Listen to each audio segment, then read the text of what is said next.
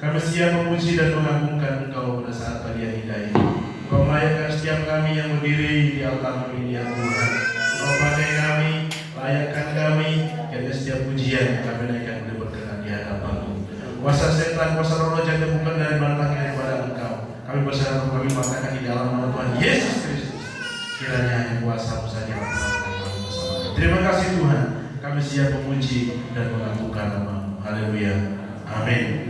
Puji Tuhan. Berikan salam diri kanan, kita akan memuji dan mengagungkan nama Dia Tuhan. Puji Tuhan, kita memasuki gerbangnya dengan hati bersyukur, halamannya dengan pujian. Dengan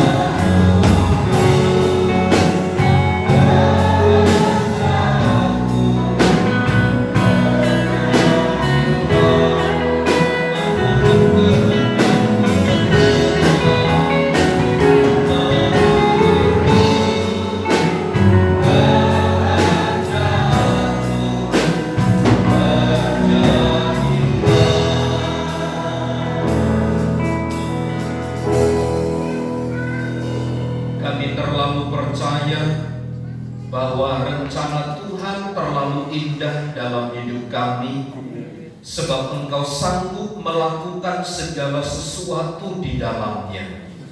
Karenanya ketika firman Tuhan diberitakan, disampaikan kepada kami, bertambahlah keyakinan iman kami kepada Tuhan, sehingga kami mampu terus berserah kepada Tuhan, menyerahkan waktu pemberitaan firman ini ke dalam tangan kuasa Tuhan. Di dalam dan demi nama Yesus kami berdoa. Amin. Dipersilakan duduk Bapak, Ibu, saudara sekalian.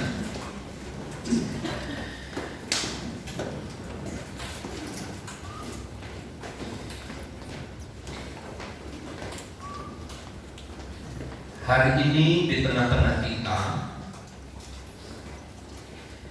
kita akan menyerahkan anak Caleb Arsanendra Stephen dari seorang ayah Daniel Stephen dan ibu Farina Kasafa Lisin. Saya ambil dari Ulangan pasal yang ke-6. Kitab Ulangan pasal yang ke-6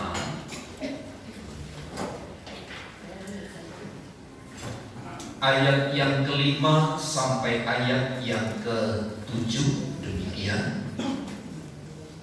Kasihilah Tuhan Allahmu dengan segenap hatimu dan dengan segenap jiwamu dan dengan segenap kekuatanmu.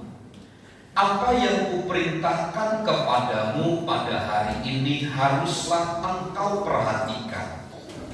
Haruslah engkau mengajarkannya berulang-ulang kepada anak-anakmu dan membicarakannya apabila engkau duduk di rumahmu, apabila engkau sedang dalam perjalanan, apabila engkau berbaring, dan apabila engkau bangun. Ayat 8.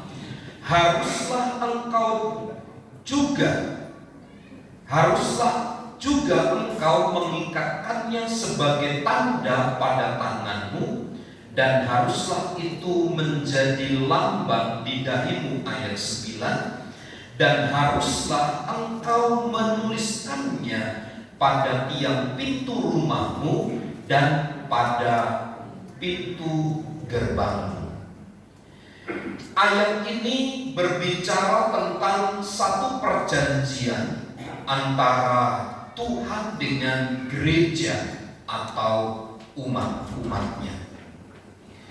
Di dalam ayat yang ke-6 disampaikan, apa yang kuperintahkan kepadamu, yang berisi dari firman Tuhan itu haruslah engkau perhatikan. Jadi setiap orang percaya, terlebih khususnya kepada setiap orang tua, harus memperhatikan bagian ini sangat penting. Karena setiap orang yang percaya atau orang tua harus mampu mengarahkan setiap anak-anaknya untuk berfokus, untuk selalu terarah hanya kepada Tuhan. Itu sebabnya di dalam ayat-ayat yang kita baca, setiap orang tua yang dikaruniai oleh Allah seorang anak, maka dia harus bertanggung jawab penuh terhadap apa yang Tuhan percayakan atas hidup mereka.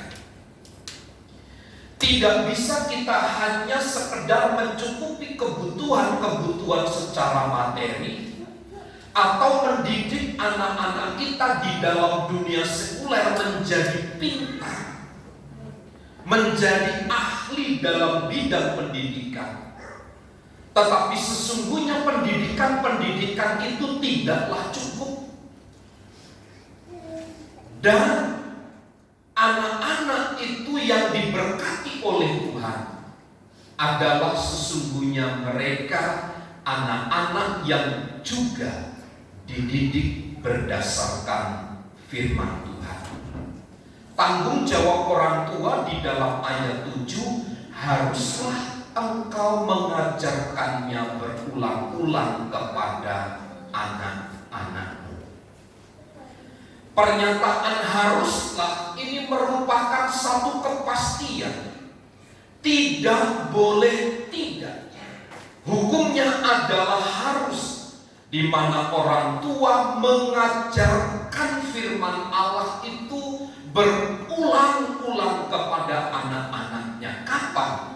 Saat dia duduk, saat dia berdiri, saat dia di dalam rumah, dia harus mengajarkan firman Tuhan kepada mereka.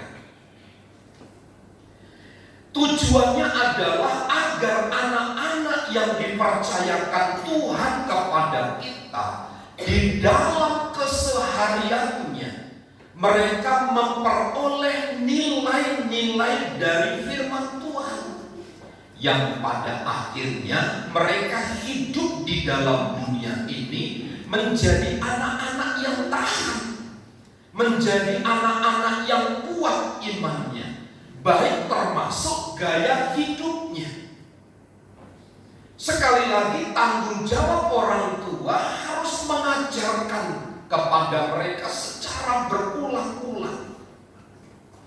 Lalu di dalam ayat yang ke-8, haruslah juga engkau mengikatkannya sebagai tanda pada tanganmu, dan haruslah itu menjadi lambang di dahimu. Mengajar anak-anak itu harus setiap hari, diperingatkan setiap waktu. Terkait ayat yang ke-8 ini, selalu akan mengarah kepada tentang prinsip hidup keteladanan. Jadi orang tua mengajar anak-anak di dalam keteladanan, dan prinsip mengajar itu harus diikatkan sedemikian rupa. Diikat di dalam tangan, harus menjadi lambang di dahimu, harus terus diletakkan di dalam pikiran. Sebab apa? Anak merupakan karunia dari Allah. Dalam ayat terakhir, ayat 9 disebut begini, dan haruslah engkau menuliskannya pada tiang pintu rumahmu dan pada pintu gerbangmu. Tidak hanya sekedar nilai-nilai kebenaran itu ditulis di dalam pintu rumah, artinya keluar masuk selalu berdasar kepada firman Tuhan, tetapi juga kepada pintu gerbangmu. Pintu gerbang ini bicara tentang bagaimana kita bersosialisasi di dalam lingkungan orang banyak. Nilai-nilai kebenaran itu harus tetap melekat pada orang tua. Tidak boleh dalam waktu tertentu kita meletakkan tanggung jawab ini dan membiarkan orang lain untuk mendidiknya. Karena tanggung jawab Kristen kepada orang-orang tua. Ayat 10, maka apabila Tuhan Allahmu telah membawa engkau masuk yang dijanjikannya ke negeri yang dijanjikannya dengan sumpah kepada nenek moyangmu, dan seterusnya. Ini adalah bicara tentang perjanjian berkat dari Tuhan. Sekali lagi saya sampaikan kepada keluarga yang menyerahkan anaknya kepada Tuhan, Anda punya tanggung jawab untuk mendidik anak-anakmu di dalam takut akan Tuhan. Acap kali saya katakan begini, sebenarnya mudah mengajar anak-anak kita supaya mereka kuat menghadapi dunianya. Saya melihat di media sosial hari-hari ini, statement orang tua merasa takut, merasa gelisah tentang pergaulan anak-anaknya. Tetapi saya ingin sampaikan begini, satu dasar kebenaran ditanamkan kepada anak-anak, maka dia ketika dewasa tidak akan pernah mempermalukan kita sebagai orang tua. Kenapa? Karena dia berakar, bertumbuh di dalam firman Tuhan. Kekuatan kita sebagai orang tua hanya mengajarkan nilai-nilai kebenaran itu, dan selanjutnya Tuhan yang bekerja kepada anak yang dipercayakan kepada kita. Saya mengundang Bapak Daniel Stephen dan Ibu Farina Kasapalisin untuk maju ke depan, dan saya mengundang jemaat Tuhan untuk bersama-sama berdiri. Kita akan bernyanyi satu pujian, berserah kepada Yesus. Haleluya, haleluya.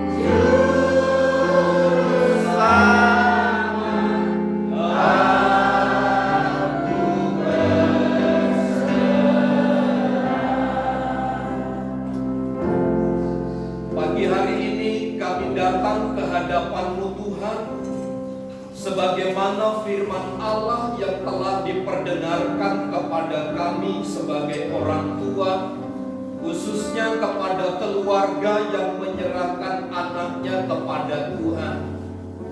Biarlah tanggung jawab kami untuk mengajar, mendidik, mengarahkan anak kami adalah merupakan perintah yang merupakan satu beban yang Tuhan percayakan bagi kami, dan Tuhan memberikan kekuatan dan kemampuan. Hari ini Ibu Farina Kasapalisin menyerahkan anaknya kepada Tuhan untuk dibina, untuk diatur, untuk diarahkan, dididik di dalam kebenaran firman Allah.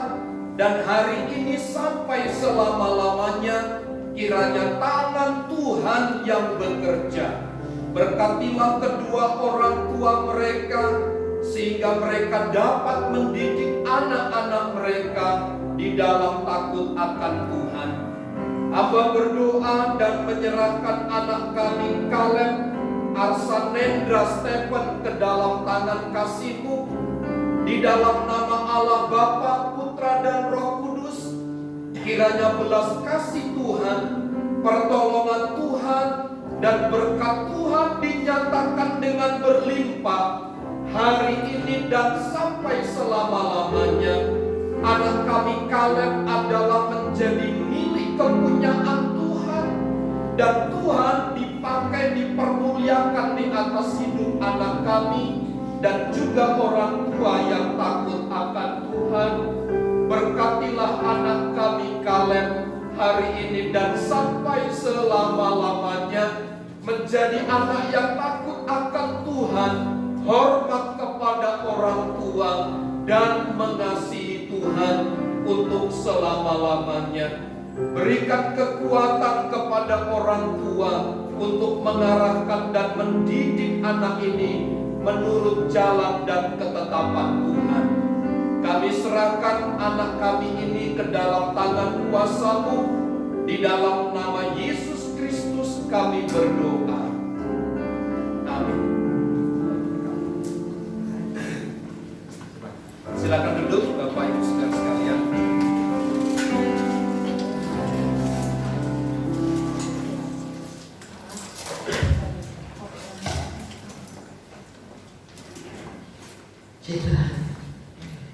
Kita akan membuka Alkitab kita di dalam kitab 2 Petrus pasal yang pertama ayat yang ke-13 sampai ayat yang ke-15. Kitab 2 Petrus pasal yang pertama ayat yang ke-13 sampai ayat yang ke-15. Kita akan baca bersama-sama pada hitungan yang ketiga.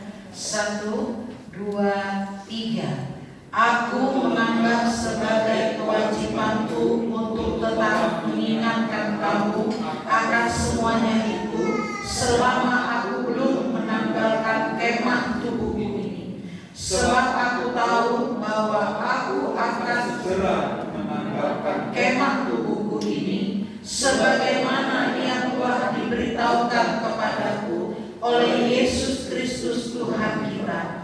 Tetapi aku akan berusaha supaya juga sesudah kepergianku itu kamu selalu mengingat semuanya.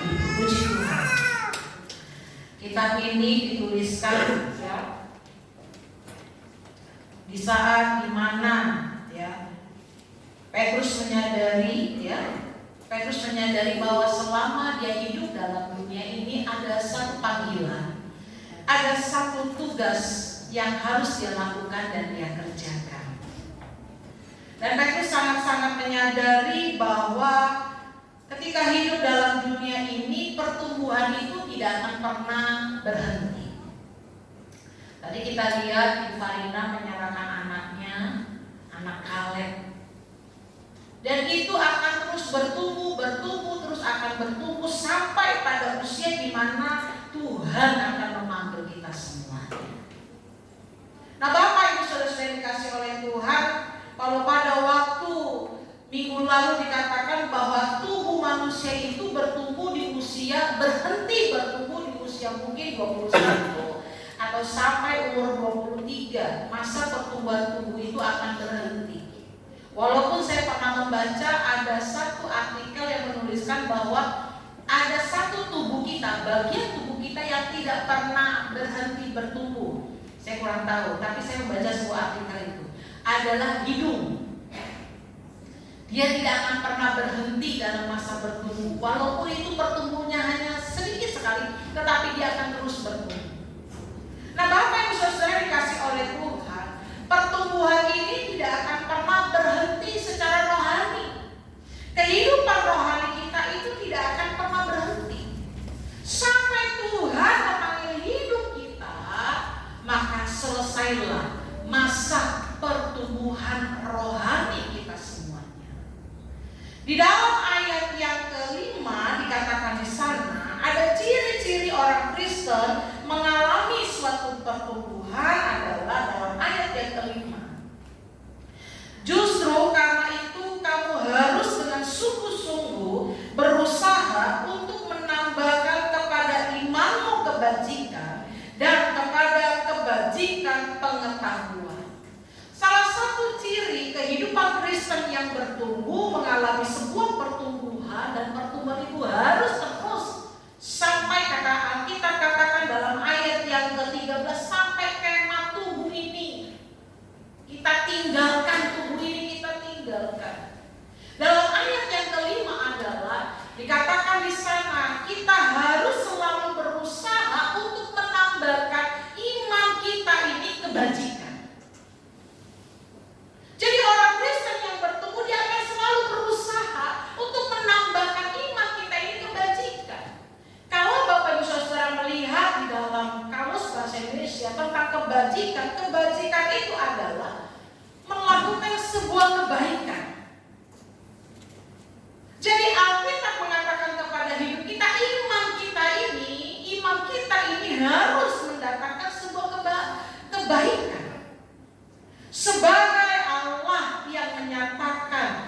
memberikan anugerahnya dalam hidup kita. Tuhan sudah beri anugerahnya. Tuhan sudah berikan kebaikannya dalam hidup kita. Dan orang Kristen yang bertumbuh ketika dia mengetahui Tuhan sudah memberikan anugerah, Tuhan sudah memberikan satu pemberian yang begitu luar biasa, maka hidup kita ini kita harus menyatakan sebuah kebajikan, menyatakan sebuah perbuatan baik, dan itu dilakukan di dalam Tuhan. Karena ada banyak orang yang melakukan perbuatan baik bukan di dalam Tuhan. Melakukan perbuatan baik tidak menyadari bahwa Tuhan itulah yang memberikan sebuah anugerah. Dan di dalam ayat yang kelima diingatkan kepada kita bahwa iman kita ini akan semakin bertumbuh di dalam Tuhan ketika iman kita ini melakukan sebuah kebajikan, melakukan sebuah kebaikan, sehingga kita dapat bersaksi kepada banyak orang. Saya ingat dalam satu peristiwa di dalam Alkitab, di dalam kitab Perjanjian Lama, ada seorang pengusaha. Alkitab katakan sana dia pengusaha. Artinya dia adalah orang yang sangat kaya. Kekayaannya berlimpah-limpah, kekayaannya banyak, pegawainya pun banyak. Bahkan Alkitab katakan bahwa ketika orang ini kaya, orang ini tidak sungkan-sungkan dan tidak segan-segan untuk terus mengadakan pesta, mengundang teman-temannya. Tetapi dinyatakan di sana dalam kitab Perjanjian Lama, satu saat ada kesalahan yang diperbuat oleh suami ini, yang Alkitab katakan namanya adalah Nabal. Nabal artinya adalah bebal, adalah orang yang bodoh, mengambil keputusan-keputusan yang tidak baik. Tetapi ada satu hal yang baik yang saya lihat di sana, istrinya Abigail. Saya percaya sekalipun hari itu Yesus Kristus belum lahir ke dalam dunia, Alkitab ini belum ada, tapi satu hal yang dia lakukan, dia melakukan sebuah perbuatan baik. Alkitab katakan pada waktu itu Raja Daud yang sedang melakukan pelarian bersama dengan 400 orang, Raja Daud pada waktu itu marah kepada Nabal. Padahal pada waktu itu Raja Daud mengirim utusannya, mengirim anak buahnya. Dia berkata baik-baik kepada Nabal, tetapi karena dia adalah namanya Nabal, yang dikatakan Alkitab bebal, dikata lain di sana dikatakan dia itu bodoh, sering kali mengambil sebuah keputusan yang tidak baik, yang tidak bijaksana, sehingga Raja Daud katakan, mari bersama dengan orang-orang yang 400 orang itu, ayo kita temui Nabal, kita tumpas habis Nabal ini. Tapi istrinya ini yang penuh dengan hikmat Tuhan, saya katakan, dia tahu apa itu kebajikan. Dia bikin itu kue yang banyak. Dia pergi menemui Raja Daud, Bapak Ibu Saudara. Dan dia katakan dalam 1 Samuel pasal yang ke-25 ayat yang ke-26. Kita tolong dengan cepat. 1 Samuel pasal yang ke-25 ayat yang ke-26 dikatakan di sana.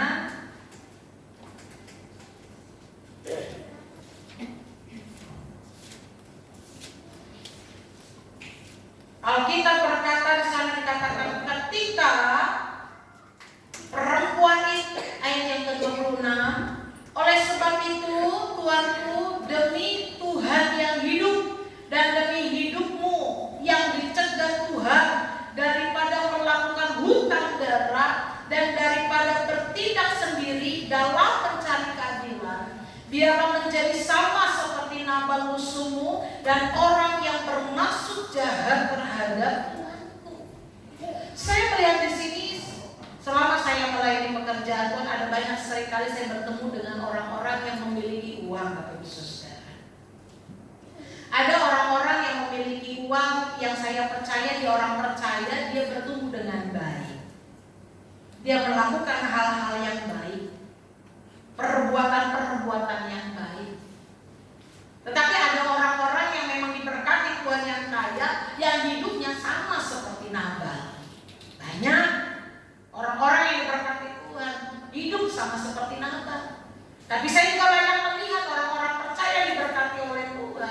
Dia melakukan kebajikan, kebaikan.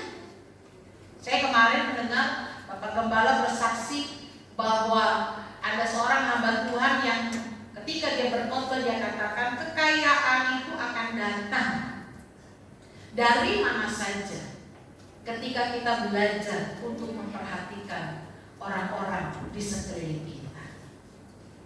Saya beberapa minggu yang lalu, seorang ibu berkata kepada saya, dia katakan kepada suaminya demikian, kapan kita akan berbuat baik kalau bukan sekarang waktunya? Apa mau tunggu sampai kita dipanggil Tuhan baru kita mau berbuat baik? Waktu saya dengar ibu itu berkata demikian kepada suaminya, saya bilang saya percaya ada firman Allah, ada Roh Kudus Tuhan yang bekerja. Bapak Ibu saudara-saudara yang dikasihi oleh Tuhan, orang Kristen yang bertumbuh adalah dia akan menjadi orang-orang yang melakukan kebijaksanaan. Artinya dia adalah orang-orang yang bijaksana, melakukan setiap perbuatan baik. Saya percaya hari ini Tuhan tuntut itu dalam hidup kita. Abigail datang kepada Daud yang katakan, jangan melakukan Raja Daud. Apakah engkau akan melakukan hutang darah? Kalau kita memperkasihkan dalam itu perjanjian baru, yang Alkitab katakan bahwa kejahatan itu tidak perlu kita balas. Karena itu biarlah menjadi bagian dan miliknya daripada Tuhan. Sehingga kita perlu melakukan sebuah kebaikan. Lalu saya melihat pada waktu kejadian, dalam kitab Kejadian, hal yang mula-mula terjadi pada Kain dan Habil. Dosa yang terjadi pada Kain dan Habil. Alkitab katakan di sana, Tuhan berkata kepada Kain dalam ayat yang Kejadian pasal 4 ayat 5 sampai ayat ke-7. Apakah engkau tidak mau berbuat baik? Kalau engkau tidak mau berbuat baik, Alkitab katakan apa? Dosa sudah mengintip. Dosa sudah mengintip. Apakah kita tidak mau melakukan sebuah perbuatan baik? Alkitab mengatakan bahwa orang Kristen yang terjadi pertumbuhan, dia akan berusaha untuk menambahkan imannya, menguatkan imannya dalam kebajikan. Dan dimaksud dengan kebajikan adalah perbuatan baik. Dan Tuhan tuntut kita, Tuhan tuntut hidup kita hari ini untuk kita dapat melakukan setiap perbuatan baik. Saya tidak tahu apa yang dapat kita lakukan, tapi satu hal yang dapat kita kerjakan bahwa kita harus belajar untuk berbuat baik. Bapak Ibu saudara yang dikasih oleh Tuhan, saya punya beberapa rumah ini tetangga anak-anak kecil. Dia suka bilang, Tante Kris, ya, Tante Kris, ya. Saya ingat, saya keluarin uang goceng, ya nih jajan, ya. Besok lagi Tante Kris, goceng, ya kan. Besoknya Tante Kris, 2 hari kemudian Tante Kris, ya goceng. Tante Kris, goceng. Begitu terus. Waduh, dalam hati saya, goceng, 2 anak lumayan ya setiap hari kata saya. Lalu dia naik ke rumahnya, anak masih kecil, tapi mulutnya manis menurut saya ya, manis pintar. Saya di dapur, saya masak, dia ngajak saya ngobrol. Terus saya bilang, ya, saya kasih 2.000, berubah dari 5.000 jadi 2.000, kasih 2.000. Dia duduk, dia nyanyi 2.000. Dia duduk dari ruang masak, dia duduk ke ruang tamu. Lalu dia bilang begini, kok tumben? Di dapur dia udah ngomong tumben, tapi dia nggak ngomong apa. Di ruang tamu dia bilang tumben lagi ya. Terus saya tanya, kenapa kok tumben? Biasanya goceng, kok sekarang 2.000? Rupanya nih anak-anak yang di rumah dengar. Ada yang ngadu sama Jin. Gitu. Lalu Jin datang marah-marah. Mami,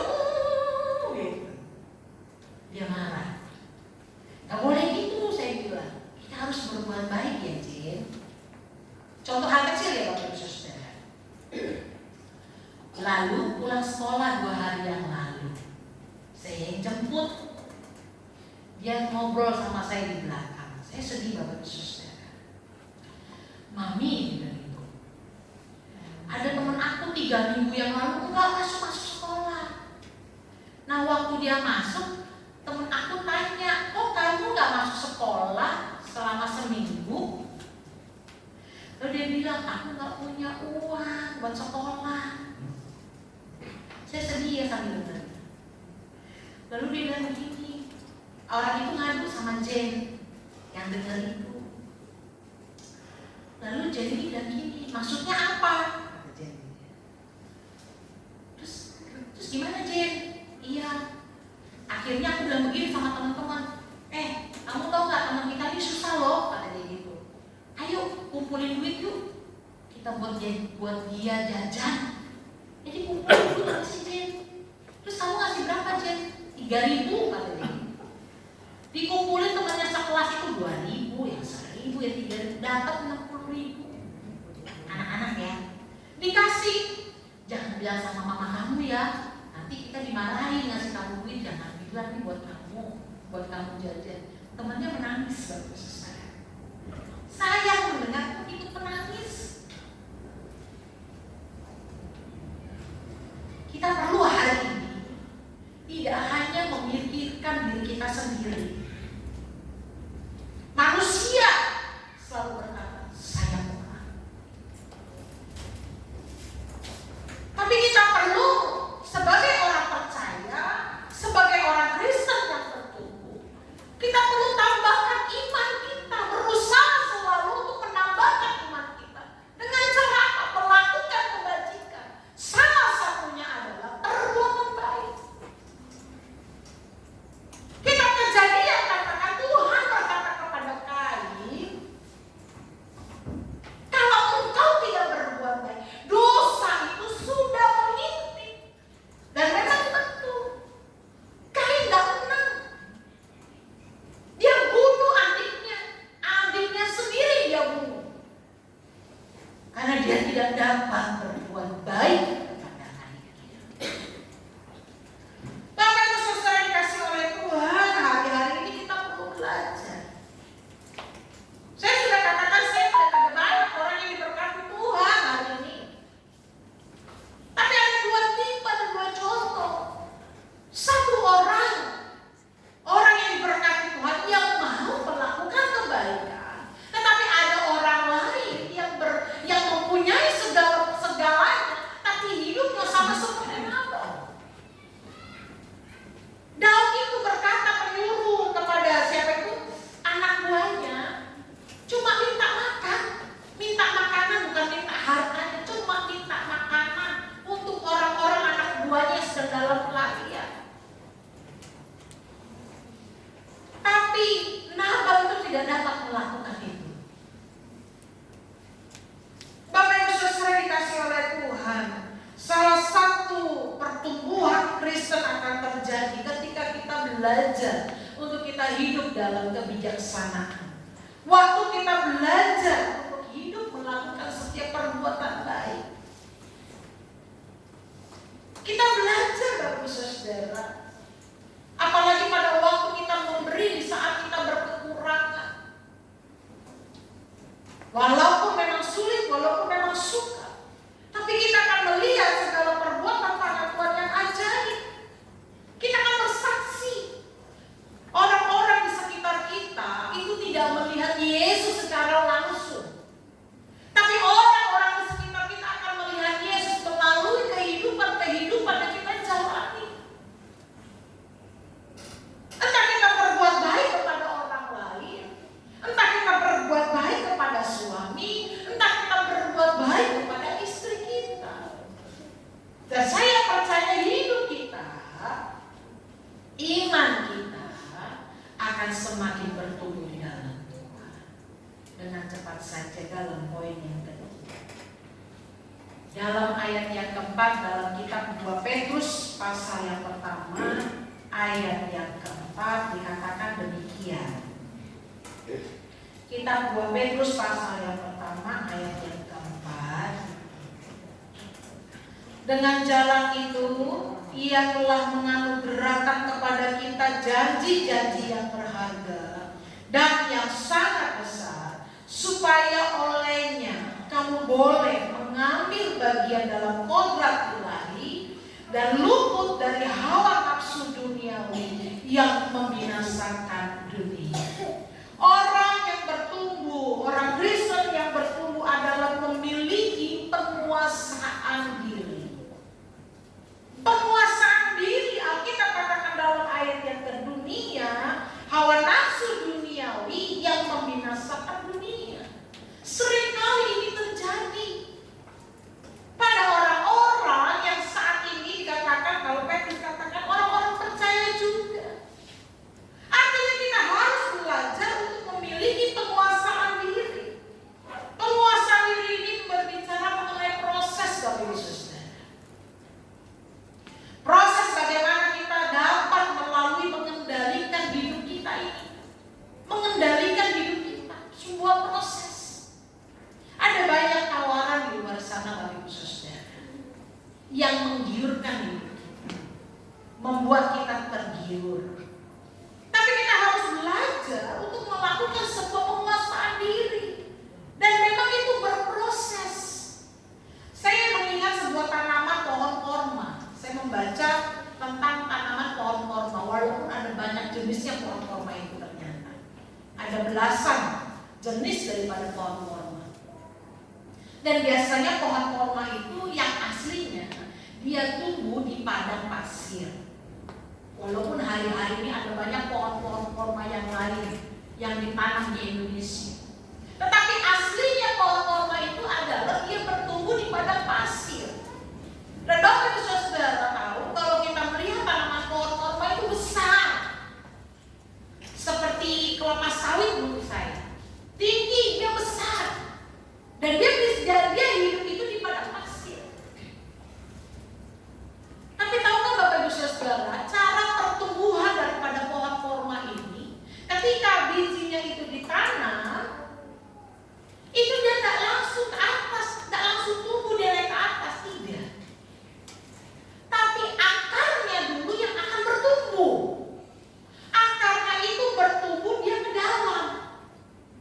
Dia akan bertumbuh terus ke dalam, terus ke dalam, terus ke dalam. Entah itu berapa waktu lamanya, mungkin berminggu-minggu, mungkin berbulan-bulan, mungkin bertahun-tahun, sampai dia bertemu dengan air. Kalau akar itu sudah masuk sampai ke kedalaman, dan ketika dia sudah bertemu dengan air, barulah pohon korma itu tumbuh ke atas. Baru tumbuh ke atas. Dan baru bisa dinikmati buahnya itu adalah sekitar di atas 4 tahun. Jadi artinya ada sebuah proses yang sangat panjang pohon korma sehingga buahnya dapat kita nikmati. Sama seperti dengan penguasaan diri. Nah, orang percaya ini harus memiliki sebuah penguasaan diri. Penguasaan diri ini berbicara tentang kesabaran Bapak Ibu Saudara. Kita harus belajar untuk sabar dalam prosesnya Tuhan. Sulit memang, sukar. Tapi itu adalah sebuah yang Tuhan inginkan. Kita melakukan setiap penguasaan diri. Kita harus sabar dengan prosesnya Tuhan. Dan waktu kesabaran itu terjadi, itu akan menghasilkan sebuah ketekunan. Hari ini kita berkata, banyak kita yang bilang kita ini sulit. Kita ini sukar, betul. Tapi bersyukur kalau hari ini Bapak Ibu Saudara sedang diproses oleh Tuhan. Saya nggak tahu, karena prosesnya saya dengan Bapak Ibu Saudara itu berbeda-beda. Suatu saat orang bilang begini, Mami pusing ya jadi hamba Tuhan ya. Betul. Tapi ini adalah sebuah proses yang Tuhan kerjakan dalam hidup saya. Dan proses saya dengan prosesnya Bapak Ibu Saudara, penguasaan diri yang Tuhan taruh dalam hidup saya dan Bapak Ibu Saudara itu berbeda-beda, tidak sama. Kesabaran yang Tuhan inginkan dalam hidup saya dan Bapak Ibu Saudara itu berbeda-beda.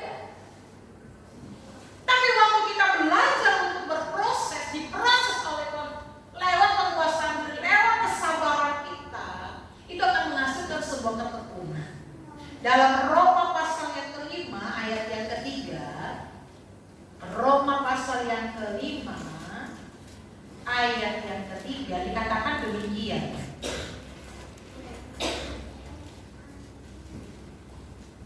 Dan bukan hanya itu saja, kita malah bermegah juga dalam kesengsaraan kita, karena kita tahu bahwa kesengsaraan itu menimbulkan ketekunan, dan ketekunan menimbulkan tahan uji, dan tahan uji menimbulkan pengharapan. Ayat yang kelima, dan pengharapan tidak mengecewakan, karena kasih Allah telah dicurahkan di dalam hati kita oleh Roh Kudus yang telah dikaruniakan kepada kita.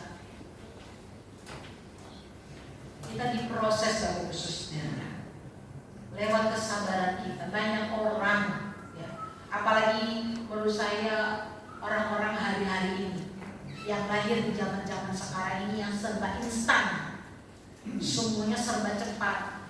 Zaman dulu kalau kita ingin mencari sebuah jawaban, kita akan buka buku, kita akan belajar. Tapi sekarang anak-anak sekarang dia akan buka handphone, langsung ketik, dia akan berbicara dengan Mbah Google, lebih cepat, ya kan? Bahkan katanya lebih akurat. Pencet handphone, saya mau bertanya tentang ini, langsung keluar, ada suara lagi.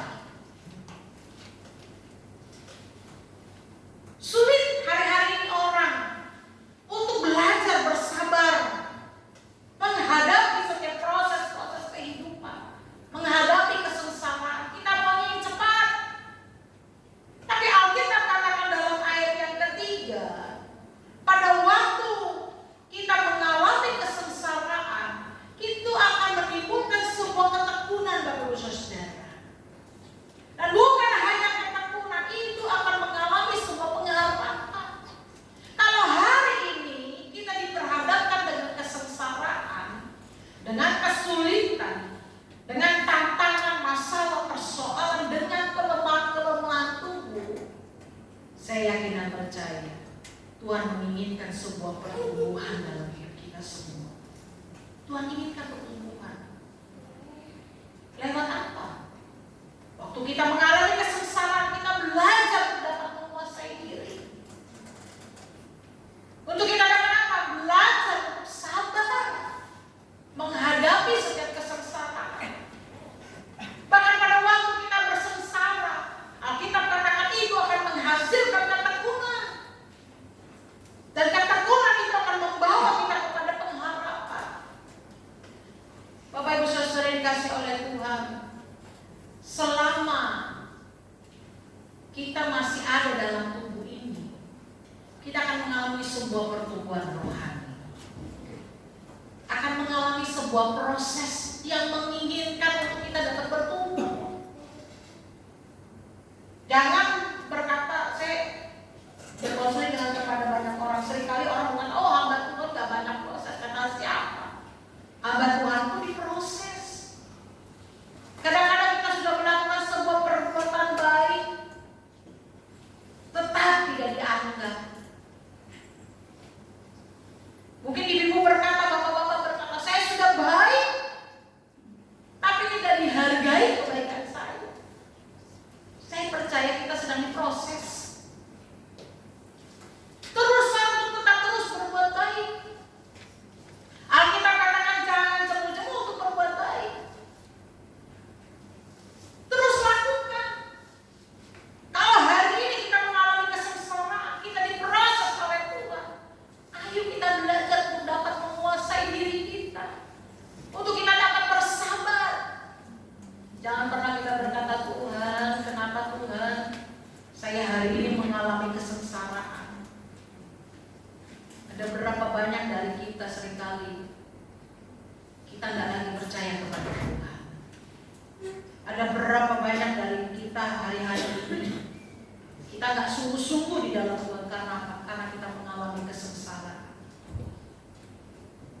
Justru hari ini Tuhan mau hidup kita untuk semakin bertumbuh di dalam Tuhan. Tuhan mau. Dan memang pada beberapa waktu ini saya rindu membawakan tema tentang bertumbuh. Tahun ini sebentar akan kita lalui Bapak Ibu Saudara. Kalau kita melihat diri kita pribadi lepas pribadi, sudah sampai di manakah pertumbuhan iman kita? Apakah kita hanya di situ-situ saja? Atau kita sudah naik sedikit? Mungkin belum banyak. Bukan artinya orang yang diberkati Tuhan itu adalah orang yang tidak pernah mengalami masalah, tidak. Orang yang diberkati Tuhan pun sering kali berkatnya Tuhan itu adalah masalah. Seringkali berkatnya juga adalah kesengsaraan. Supaya apa? Supaya kita dapat melihat setiap perbuatan baik yang akan Tuhan kerjakan dalam hidup saya dan kita semua. Kalau hari ini kita berproses, mari kita belajar untuk menguasai diri kita. Kita belajar untuk kuasai. Saya hamba Tuhan pun tidak kebal terhadap kesengsaraan. Dengan proses-proses yang Tuhan, dengan masalah-masalah yang kita semua alami. Semua para pemain musik yang depan, para pemimpin puji-pujian singer, bahkan sidang jemaat Tuhan, kita ini sedang mengalami masa pertumbuhan, dan masa pertumbuhan Tuhan, masa pertumbuhan itu membutuhkan sebuah proses. Dan kita perlu belajar untuk kita hidup dalam kebijaksanaan yang pertama. Yang kedua, dapat menguasai diri kita. Waktu kita menghadapi setiap prosesnya, kita belajar untuk menguasai diri, untuk sabar, untuk tekun. Banyak sekali hari ini kalau bilang sabar, tenang, berdoa, banyak orang gak suka. Hari ini Tuhan belum jawab, kita berkata, Tuhan, saya pengen dijawab sekarang Tuhan.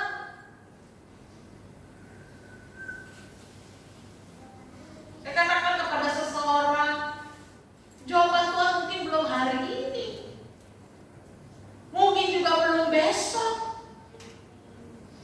mungkin 1 bulan ke depan Tuhan juga mungkin belum jawab.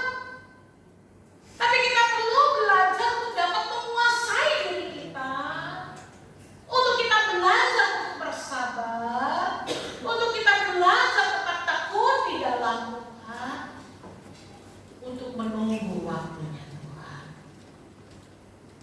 Bapak Ibu Saudara yang dikasihi oleh Tuhan, kita sudah di tanggal 11 hari ini. Beberapa minggu lagi kita akan lewati tahun ini. Mari kita mengkoreksi diri kita masing-masing. Sudahkah kita menambahkan iman kita dalam kebijaksanaan? Sudahkah kita dapat memiliki penguasaan diri dalam hidup kita? Yang tahu itu semua hanya pribadi lepas pribadi. Saya tidak pernah tahu. Saya hanya dapat tahu diri saya sendiri. Hanya kita yang tahu pribadi kita masing-masing. Tapi kita mau belajar hari ini. Kita belajar untuk menjadi orang Kristen yang bertumbuh di dalam Tuhan dengan baik, sesuai dengan maunya Tuhan. Petrus katakan, dia katakan bahwa sebelum kemah tubuh ini kita meninggalkan kemah tubuh ini, kita tidak tahu kapan waktunya Tuhan panggil kita. Kita tidak ada pernah tahu. Ada orang yang tidur dan besok pagi dia sudah pulang ke rumah pada saudara. Nah, bangun-bangun, tidak ada yang tahu. Tapi hari ini kita bersama-sama, kita mau melakukan pertumbuhan di dalam Tuhan. Kita mau belajar, Bapak Ibu Saudara. Kita mau belajar. Saya yakin dan percaya pagi hari ini Tuhan akan menumbuhkan setiap iman kita di dalam hidup. Saya akan pemain musik untuk maju ke depan. Saya itu menaikkan sebuah pujian, Allah turut bekerja dalam segala perkara. Walaupun ada banyak tantangan, ada banyak kesulitan, ada banyak hal di luar sana yang menawarkan hidup kita dengan segala kenikmatan duniawi. Tapi kita mau belajar hari ini. Kita mau menjadi orang-orang percaya yang mau bertumbuh di dalam Tuhan. Kita dapat menyumbangkan, menambahkan setiap iman kita melalui kebijaksanaan, setiap perbuatan baik. Bapak Ibu Saudara, pada waktu kita melakukan perbuatan baik, satu hal yang tidak pernah saya lupakan dalam hidup saya, bahwa Tuhan itu tidak pernah berhutang.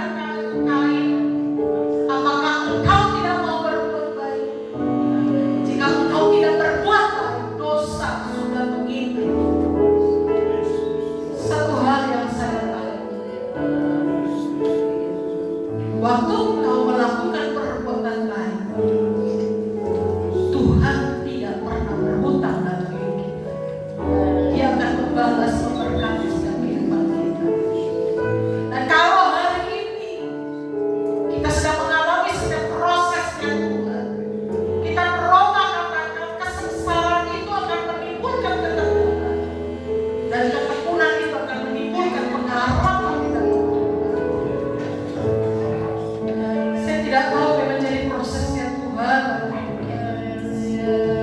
Saya tidak tahu kesengsaraan apa yang sedang kita lalui.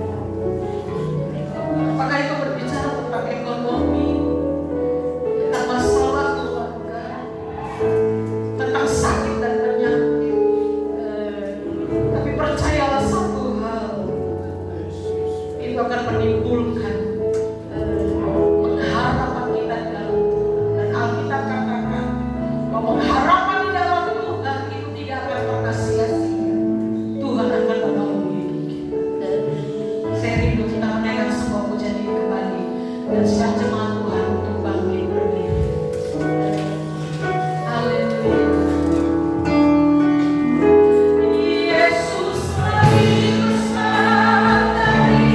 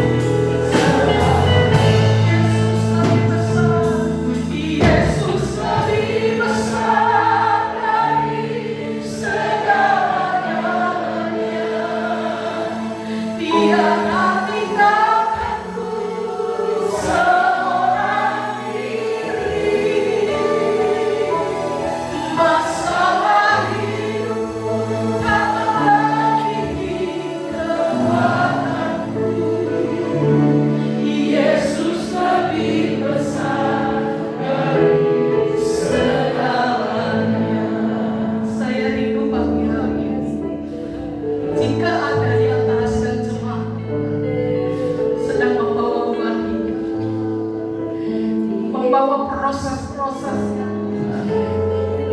Saya udah maju ke depan dan saya rindu berdoa bagi Bapak Ibu Saudara. Datang ke depan dengan imanmu, berdoa kepada Tuhan. Nyatakan apa yang Anda mau katakan kepada Tuhan pagi hari ini. Dia hadir pagi hari ini. Dia melihat kedalaman hatimu. Dia melihat tetesan air matamu.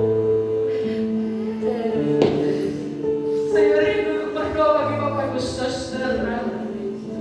Yesus lebih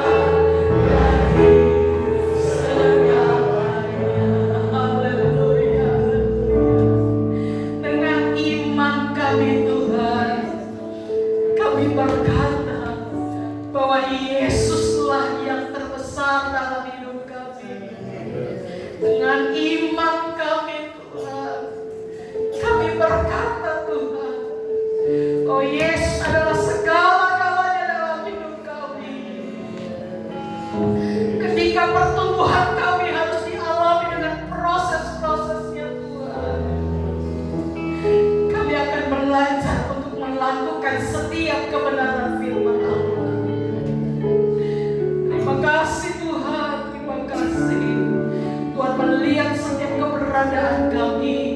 Tuhan melihat setiap masalah persoalan yang kami hadapi. Tuhan melihat setiap tetesan air mata kami. Kami tahu Engkau menampung dalam kirban-Mu, Tuhan. Dan kami percaya pagi hari ini Tuhan melawat kami pribadi dan mas pribadi. Ketika kami datang dengan masalah, ketika kami datang dengan persoalan, ketika kami datang dengan segala kelemahan-kelemahan tubuh, kami berdoa pagi hari ini Tuhan jamah di dalam nama Yesus.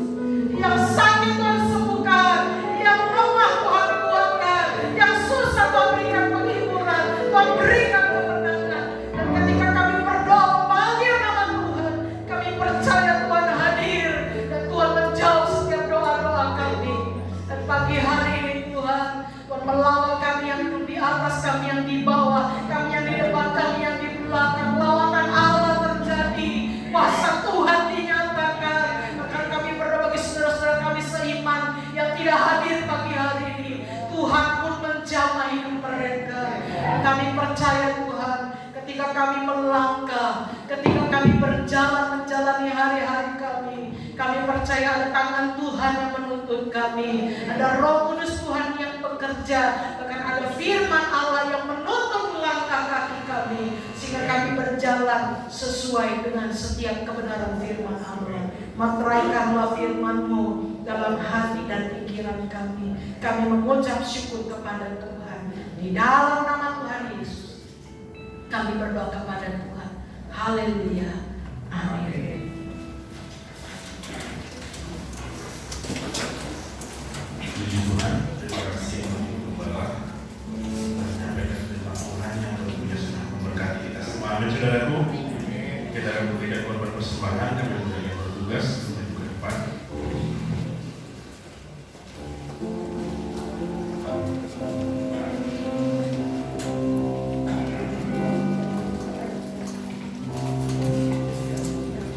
Kita bersyukur. Terima kasih ya Tuhan. Terima kasih buat firman sungguh menguatkan, memberikan kepada kami ya Tuhan penghiburan dalam setiap kehidupan kami yang kami jalani setiap hari ya Tuhan.